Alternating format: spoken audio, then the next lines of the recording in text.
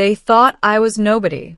Just another human drifting through the lower rings of a foreign city, clothes worn thin by too many worlds, posture shaped by a life spent avoiding attention. On Zealer Prime, being unnoticed was a survival skill. Humans were tolerated here, not welcomed. Cheap labor, short-lived curiosities, or background noise in a civilization that had outgrown us centuries ago. I kept my head down as the transit gates sealed behind me, their violet energy fields humming with quiet authority.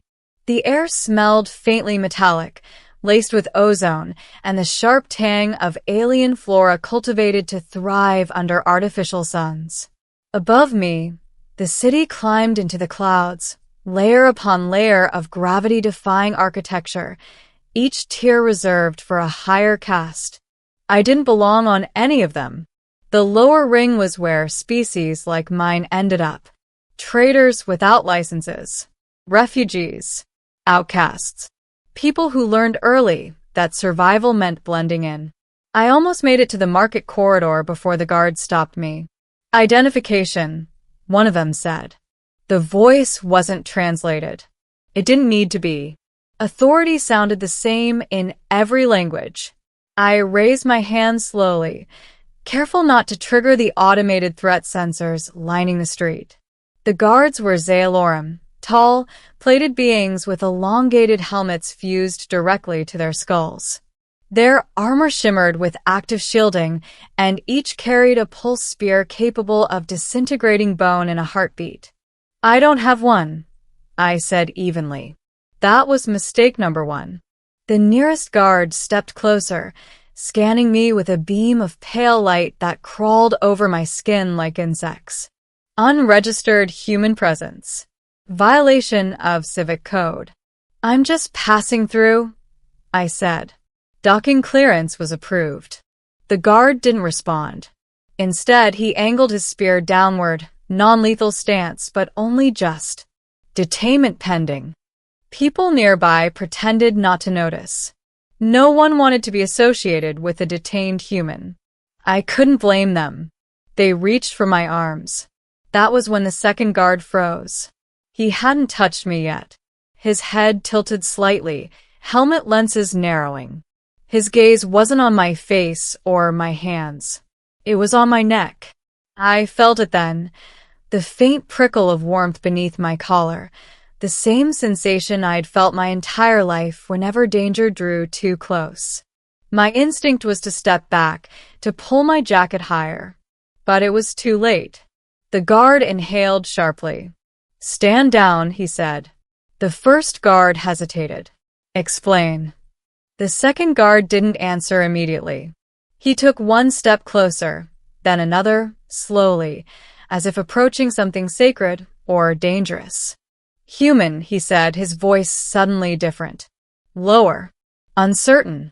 "Where did you get that mark?" I swallowed. I had been dreading this moment my entire life.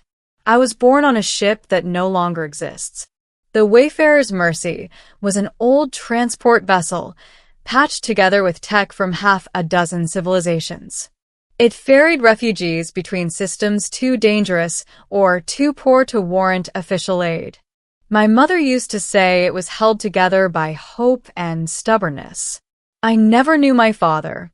My mother never spoke about him, except to say that he was gone long before I was born, and that he had given me something I needed to protect at all costs. I was 6 cycles old when the mark appeared. At first, it was just a faint discoloration at the base of my neck, barely noticeable. My mother noticed it while cleaning a wound after a skirmish with pirates. Her hands froze. "Don't ever show this to anyone," she whispered. I remember asking what it meant. She didn't answer. A week later, the Wayfarer's Mercy was attacked. Not by pirates, by something else. The attackers boarded in silence, bypassing shields that should have stopped them cold. Their armor was matte black, unmarked, their movements precise and terrifyingly calm. They didn't loot. They didn't negotiate. They searched, room by room. My mother hid me in a maintenance crawlspace, pressing her forehead to mine. "No matter what you hear," she said, tears streaking her face, "you do not come out." I heard screams. I heard weapons fire. I heard the ship's reactor breach warning. And then nothing. I waited until the air grew cold and the alarms went silent. When I crawled out, the ship was dead. So was everyone else. Except me. Rescue came hours later. Official investigators asked questions, logged reports, then quietly closed the case. Unidentified attackers. No survivors. They were wrong. I survived. And the mark on my neck burned for days afterward, as if reminding me that I had been spared for a reason.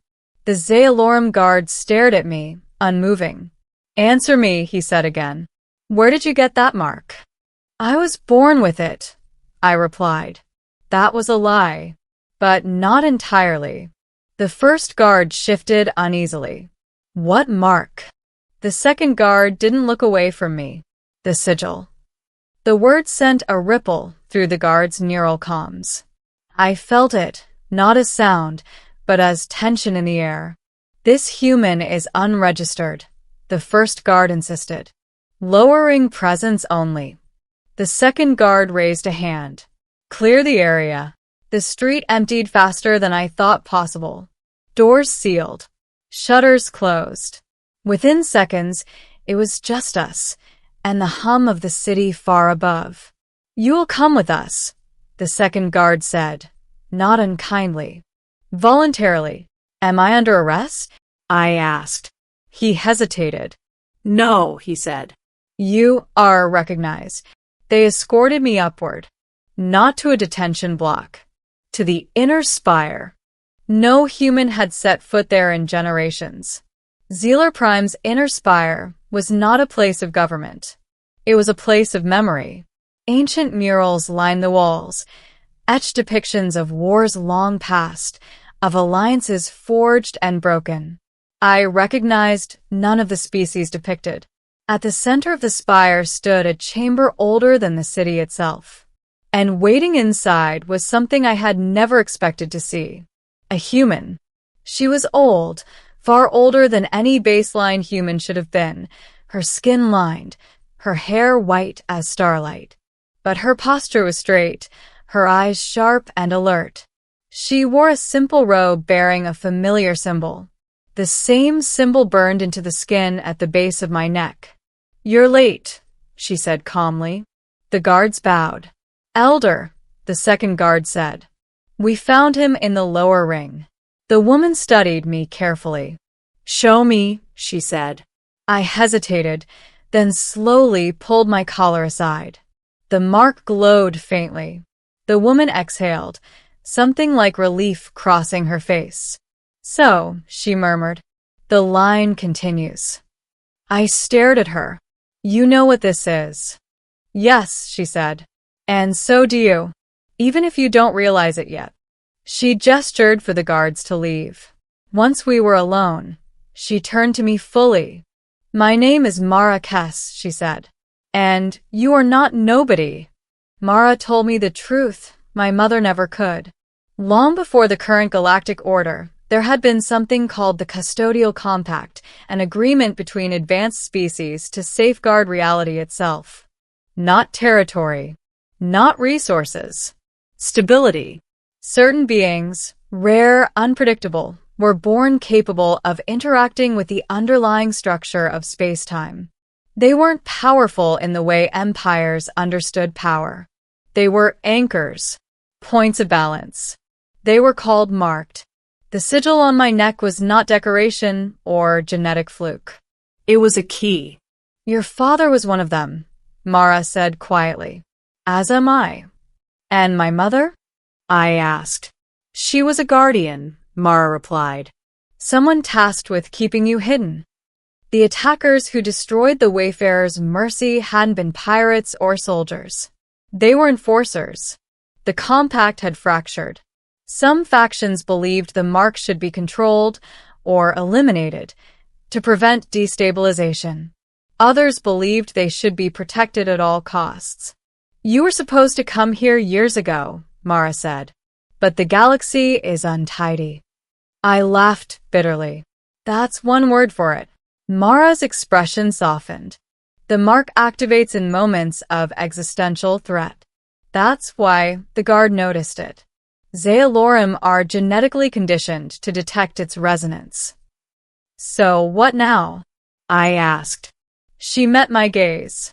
Now, she said, you decide whether you remain hidden or step into what you were born to do. They didn't let me leave Zealer Prime immediately. Word spread, quietly, carefully, that a marked had surfaced. Old alliances stirred. Old enemies listened. Assassins came first. Then diplomats. Then zealots who believed the marked were divine. I survived the attempts on my life not because I was stronger or smarter, but because the mark guided me. Subtle nudges. Instincts sharpened. Luck bending just enough. I began to understand. I wasn't meant to rule. I wasn't meant to fight. I was meant to balance. When I finally left Zealer Prime, it wasn't as a fugitive. It was as something new. A reminder. The ending years later, I stood on the edge of another city, another world. Guards blocked my path, weapons raised. Identification, one demanded. I smiled and tilted my head just enough for the mark to catch the light. The guard's eyes widened. He stepped back. Clear the way, he said. As I passed, I thought of the boy hiding in a crawl space, terrified and alone.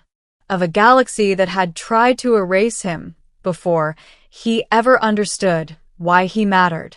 They had thought I was nobody. They were wrong. I wasn't a weapon. I wasn't a ruler. I was proof that even in a universe obsessed with power, balance still mattered. And as long as the mark burned on my skin, the galaxy would remember that some forces were never meant to be owned, only respected. The end.